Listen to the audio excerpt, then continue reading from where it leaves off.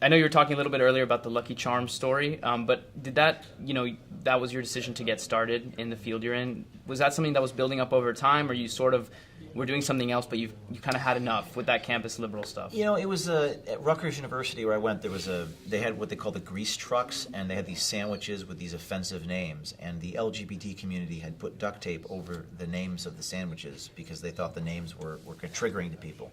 So this is like 2005 when it's gotten a lot worse now. But in response to that, I sort of decided to make them live up to their own book of rules by seeing if I could take their rules and carry them to their logical extreme, to sort of caricature them and use a sort of satire. And what I found is that these people don't understand irony. Yeah.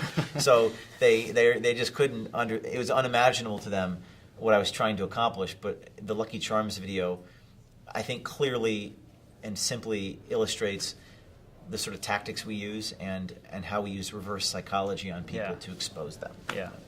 So this industry's been kind of tough on you. It's tough in general. Yeah. Do you have any regrets? Do you ever doubt, maybe all the attacks? Do you think it's worth it? No, I don't have any doubts, because even if I tried to do anything else, I would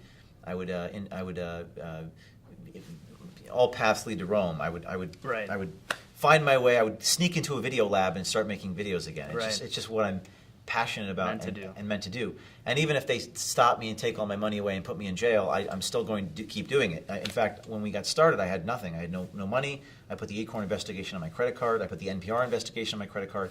I've been sometimes most effective when I've been attacked.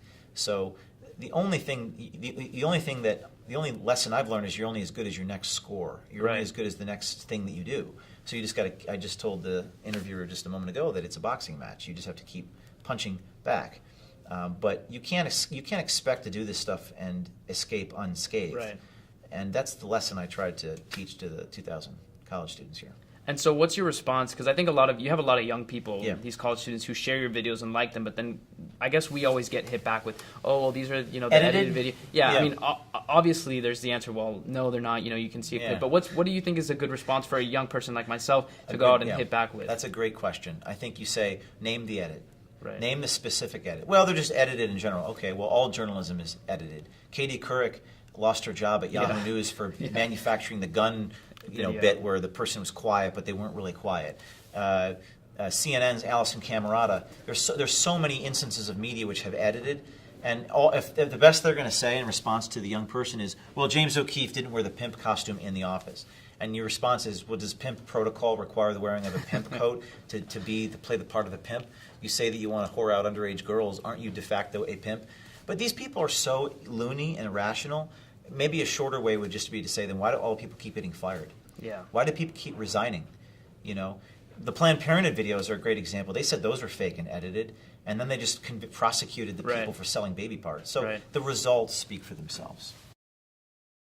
What's your advice to young professional conservatives entering the workforce? Not necessarily maybe media related, just in general. What advice would you give? I would say, entering the workforce, I think the first bit of advice is a lot of people want to sit at the table and become part of the club. I would say start your own club and have other people sit at your table. Become leaders, except Veritas, of course. Yeah. Veritas, you should sit at our table. You should join our crusade. But I think there is a temptation to sell out. Right. And the best manifestation of this is the New York Times. Everyone wants to be flattered by the New York Times. We investigated the New York Times. We went after, and they probably let one of the reporters go, and they changed their policy because of what we did. Right. So I think that you have to be a little bit of a radical. I mean, I used the example of Upton Sinclair.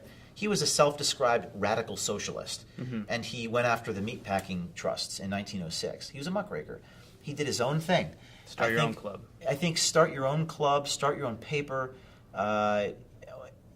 Use your college campus time to put your training wheels on and do it. Because in campus, the stakes are lower.